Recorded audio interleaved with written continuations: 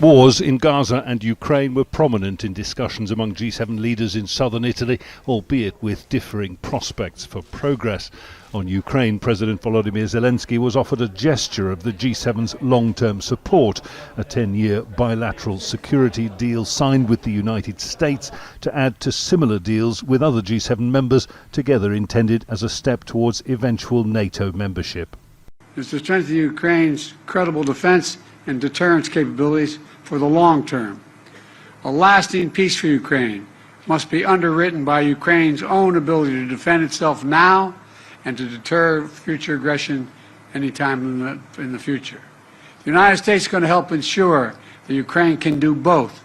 Sanctions were expanded on entities still helping to keep Russia's economy afloat, and a deal was reached to allow the interest on frozen Russian assets to be used as collateral for a $50 billion loan to Ukraine for military reconstruction and humanitarian use. Today is a truly historic day, and we have signed the strongest agreement between Ukraine and the US since our independence.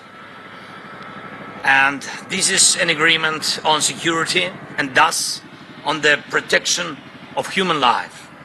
Gaza is trickier territory than Ukraine for the G7, with members sometimes divided in their support for Israel and the Palestinians and facing allegations from outside of hypocrisy and double standards as a result.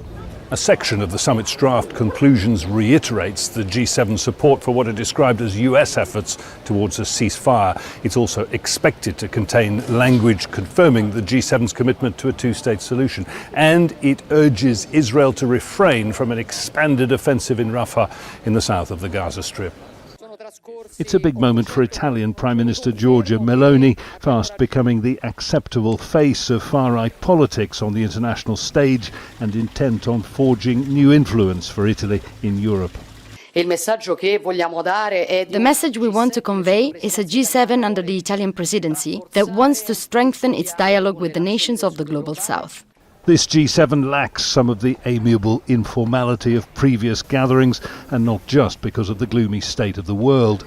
Meloni had an easy smile, but all her fellow leaders face battles for their political futures at home. The next G7 lineup could look quite different to this one. Jonah Hull, Al Jazeera, Bari in southern Italy.